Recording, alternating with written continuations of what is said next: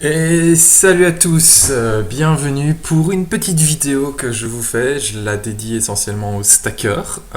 Donc en gros, je vais vous expliquer ce que je vous propose pour la fin du stacking.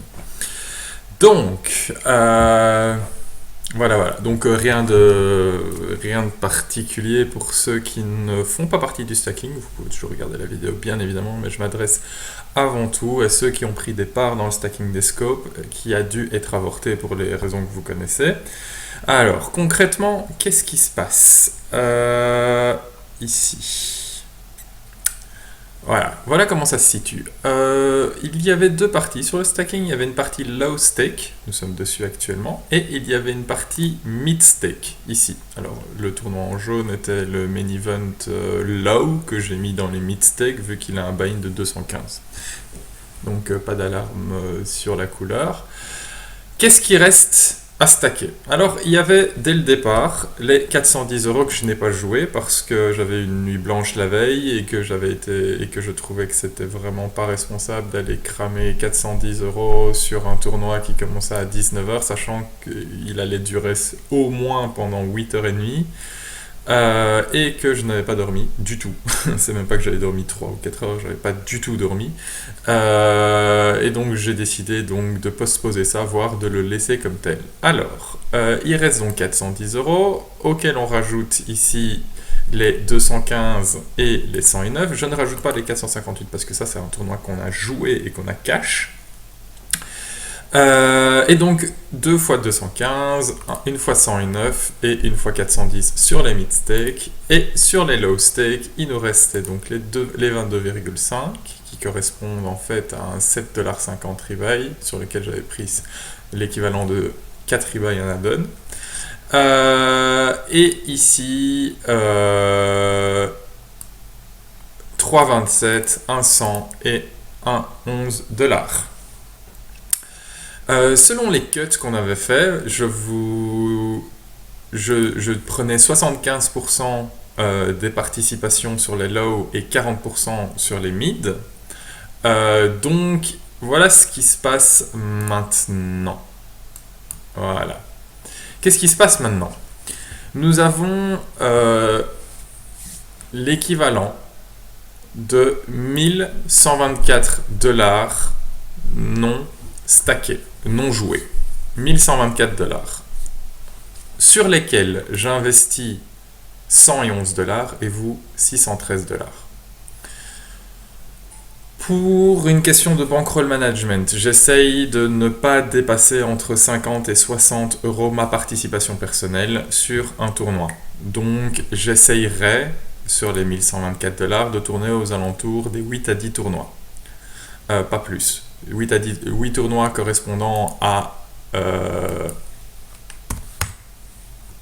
un prix moyen de 64$ par tournoi et 10 tournois étant 51.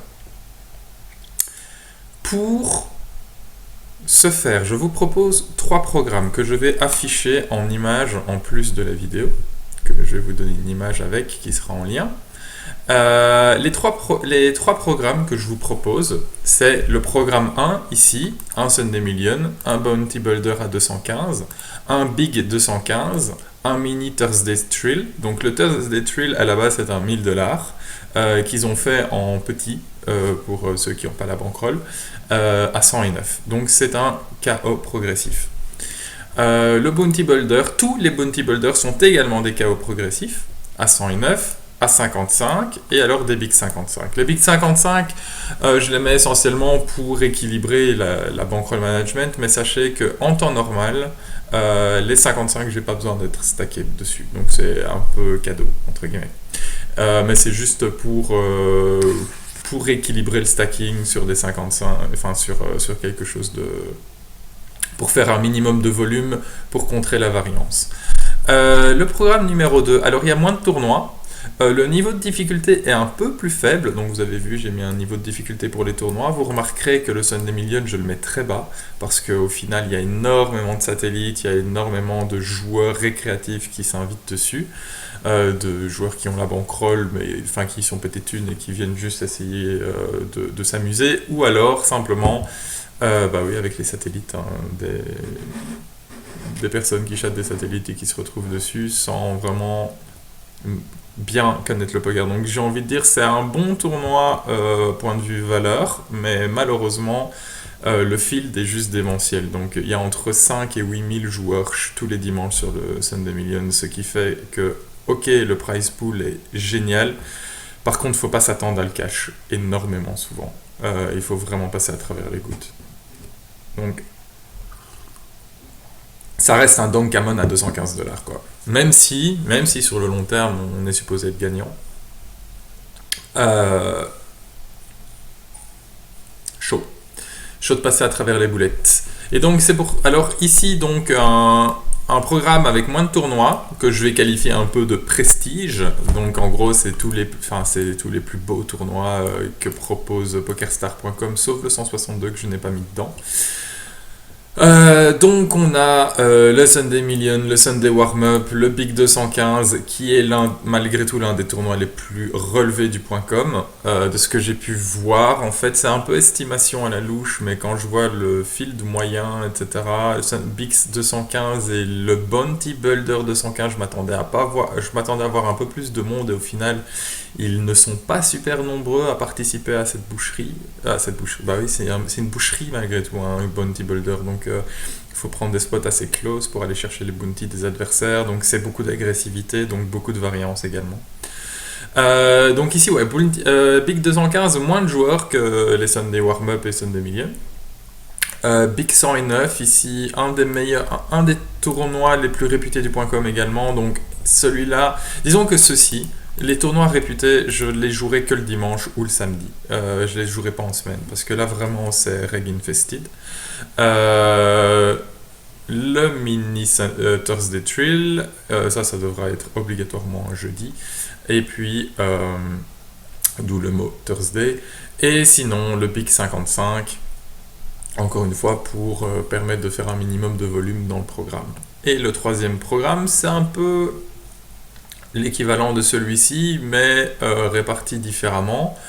Un peu moins de bounty builder. Donc, disons que c'est peut-être... ils ont le même niveau de difficulté.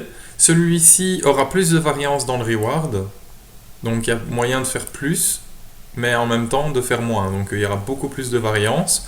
Celui-ci, c'est peut-être le plus safe. Disons qu'il n'y a pas beaucoup de bounty builder, donc on va jouer un jeu assez standard. On va jouer notre stratégie standard avec pas mal de Big 55, un Sunday Million malgré tout parce que je trouvais ça assez intéressant de le mettre en streaming et en même temps c'est toujours agréable de faire un Sunday Million, c'est le one time d'une vie. On essaye d'optimiser nos chances de ce côté-là. Ouais, donc voilà. En gros, ce qui va se passer, c'est que pour cette partie du programme, ici, je prendrai donc l'équivalent de... je le fais en direct.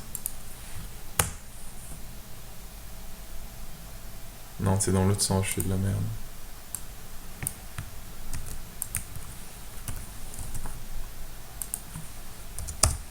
De 45% du stacking à mon compte, enfin je récupérerai 45% du stacking et vous récupérez la différence ici, voilà, comme ça. L'idée donc c'est, comme ça vous savez à quoi vous attendre. Si jamais ça va plus, donc en gros ici on va stopper le stacking sur les scopes comme ça et on va juste rajouter une page avec ce stacking-ci qui va venir modifier, qui viendra donc modifier par la suite l'état du stacking. J'irai chipoter sur les tableurs Excel qui vous sont partagés plus tard. Donc voilà, ça c'est en gros l'idée. Donc ici vous avez le cut entre vous et moi. Et ici, vous avez les 3 programmes que je vous propose. Je vais vous lancer un sondage. Vous me dites lequel vous préférez. Si jamais c'est assez close entre deux, je relancerai un sondage juste sur les deux pour être sûr de pas que ceux qui ont voté pour la troisième possibilité puissent se prononcer sur les deux autres. Et si jamais si jamais il y a une majorité à plus de 50% sur l'un, alors ce sera d'office celui-là. Donc sinon, c'est possible que ça se fasse en 2 tours. Un peu de politique en poker. Au secours. Et donc voilà. Voilà comment ça se passe. Je vais pas éterniser la vidéo plus longtemps. Je vous souhaite une bonne fin de journée. C'était Belgian Mir pour le Stacking Scope, la fin du Stacking Scope. Salut à tous!